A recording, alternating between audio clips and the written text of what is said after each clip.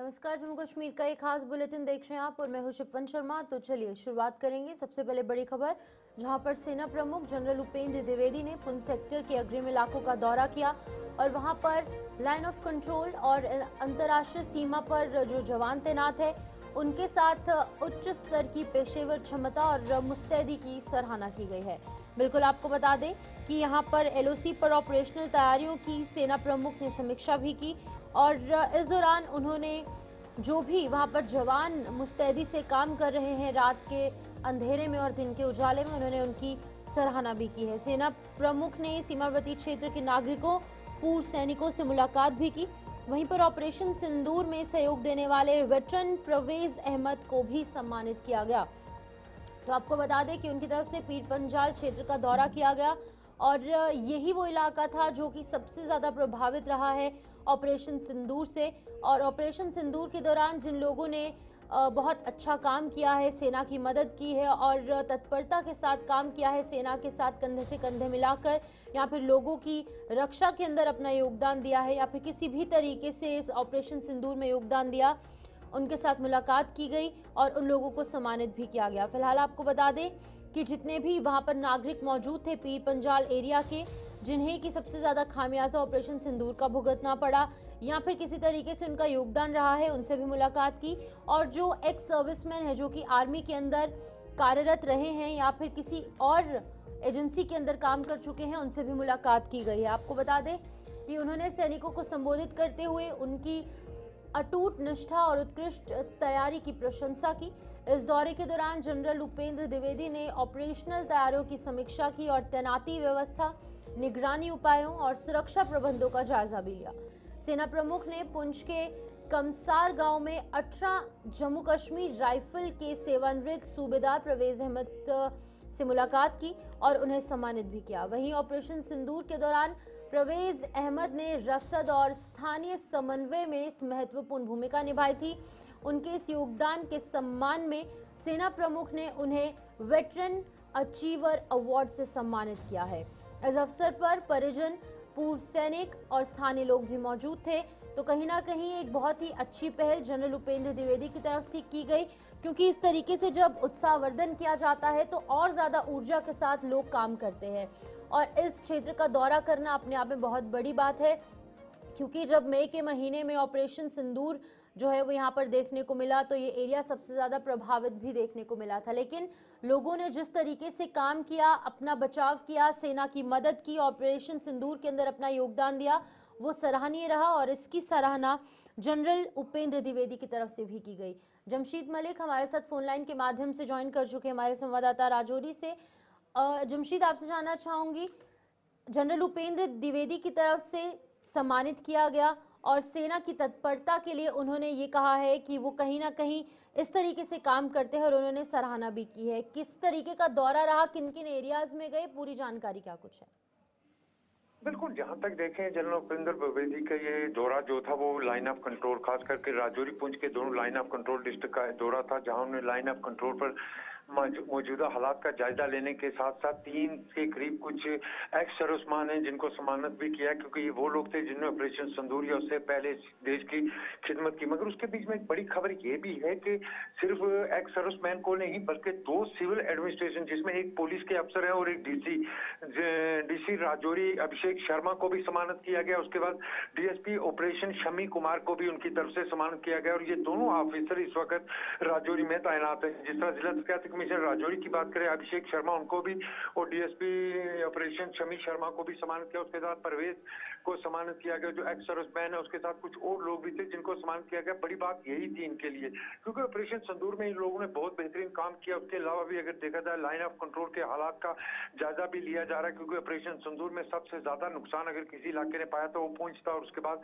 राजौरी था। इन दोनों डिस्ट्रिक्ट के अंदर बहुत ज्यादा नुकसान हुआ, तो यहाँ के नागरिकों ने इस वक्त भी सेना के साथ कंधे से कंधा मिलाकर खड़े रहे थे, जिसके चलते आज उनको सम्मानित भी किया गया। और ये दौरा बहुत ज्यादा अहम माना जाता है, क्योंकि ये ऐसा मौका देखने देखने को मिला, जहां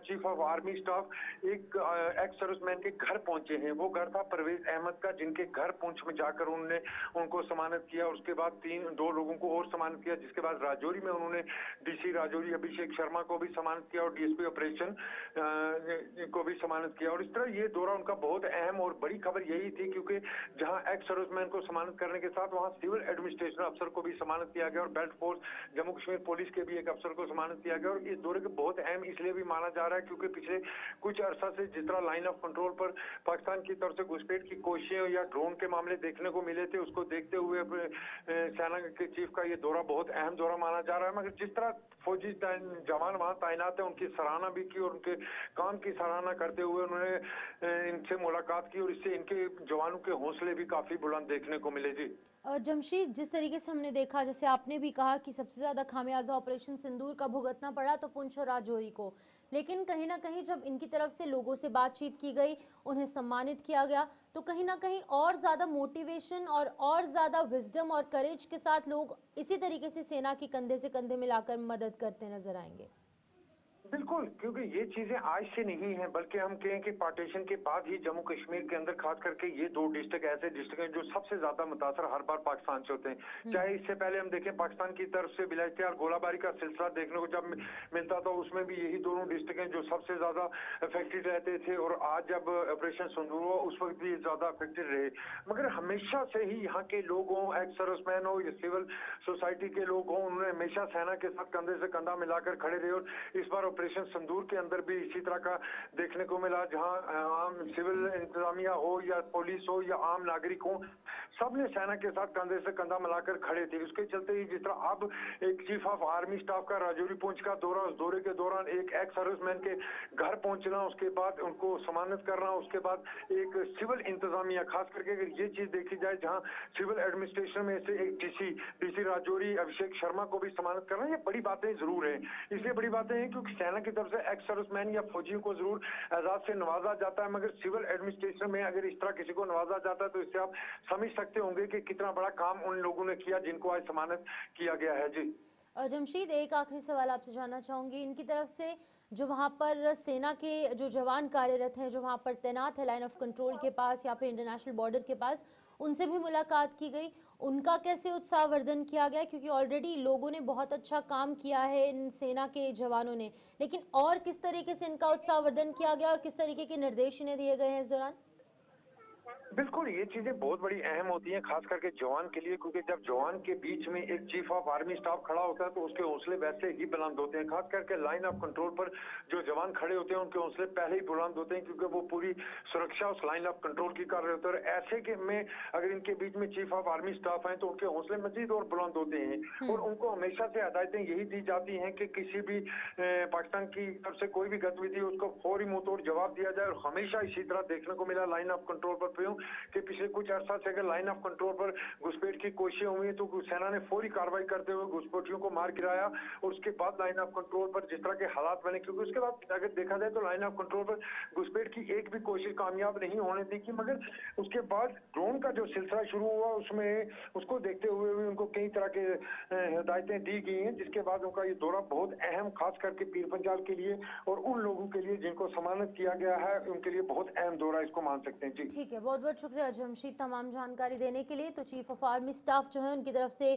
पीर पंजाल का दौरा किया गया और इस पीर पंजाल के दौरे के दौरान उन्होंने जहां पर सेना का उत्साहवर्धन किया, उन्हें सम्मानित किया, वहीं साथ ही साथ जो वहाँ पर एक सर्विसमैन थे, यहाँ पर जो लोग वहाँ के लोकल्स हैं उनसे भी मुलाकात की गई और उन्हें भी सम्मानित किया गया और उनसे जो है अलग अलग तरीके से बातें की। तो कहीं ना कहीं ओवरऑल पूरा पीर पंजाल यानी कि पुंछ और राजौरी के अंदर एक उत्साहवर्धन देखने को मिला जब वहाँ पर चीफ ऑफ आर्मी स्टाफ पहुंचे।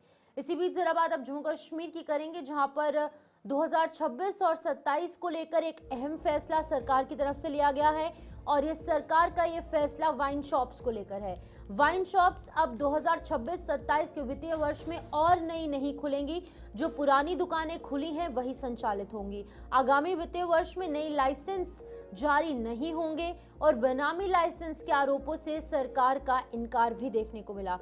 आपको बता दें कि केवल डोमिसाइल को ही लाइसेंस जारी होते हैं, ये भी सरकार के नुमाइंदे जो हैं उनकी तरफ से कहा गया।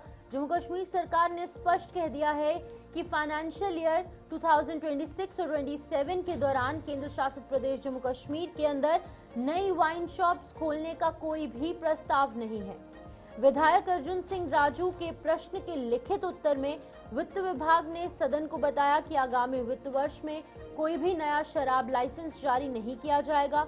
सरकार ने पिछले 2 वित्तीय वर्षों में मौजूदा वाइन शॉप्स में प्राप्त जिलावार राजस्व के आंकड़े भी साझा किए, जिनमें लगातार वृद्धि दर्ज की गई है। यानी कि इन वाइन शॉप से जो राजस्व आया है उस राजस्व का इस्तेमाल जम्मू कश्मीर की डेवलपमेंट में होगा, ये कहना है सरकार का। जम्मू जिले से 2023-24 के अंदर 48,350.15 लाख और अगर हम बात करेंगे 2024-25 की तो 50,913.93 लाख राजस्व प्राप्त हुआ है। उधमपुर, जिला कठुआ, सांबा, राजौरी और अन्य जिलों में भी आय के अंदर बढ़ोतरी हुई है। वहीं कश्मीर संभाग में श्रीनगर का राजस्व 5,400 यहाँ पर 90.67 लाख से बढ़कर 6,557.66 लाख हो गया है।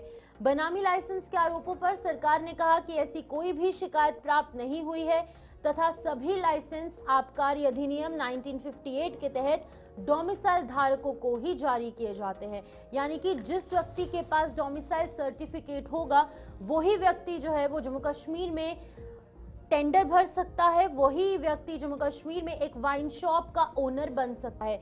ये कहना था वित्त विभाग का। लिखित के अंदर ये जो जवाब है वो जारी किया गया और इस पर जो है वो विधायक अर्जुन सिंह राजू की तरफ से प्रश्न उत्पन्न किए गए और इन प्रश्नों के उत्तर में वित्त विभाग जो कि फाइनेंस डिपार्टमेंट है, जो कि खुद सीएम उमर अब्दुल्ला के पास है, उन्होंने उसका जवाब जो है वो यहाँ पर दिया है। तो अगर ओवरऑल अगर हम देखेंगे तो पिछले साल भी या फिर पिछले कई सालों के अंदर हम देख रहे थे कि हर साल नई शराब की दुकानें जम्मू कश्मीर में खोली जा रही थी।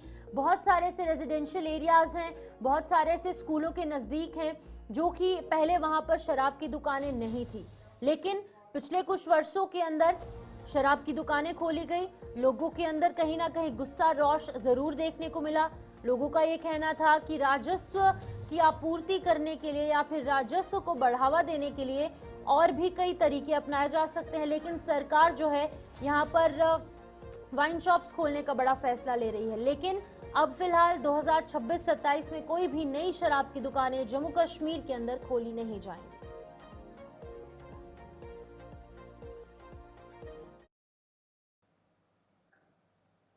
तो चलिए फिलहाल आपको हरियाणा के कुरुक्षेत्र ले चलेंगे, जहां पर सीएम नायब सिंह सैनी की तरफ से कार्यक्रम में शिरकत की गई है। वहां पर उनकी तरफ से संबोधन हो रहा है, सुनिए क्या कुछ करें। राज्य स्तरीय ये पशुधन प्रदर्शनी में हमारे बीच में मेरे सहयोगी मंत्री श्याम सिंह राणा जी, हमारे कुरुक्षेत्र के लोकप्रिय सांसद नवीन जिंदल जी,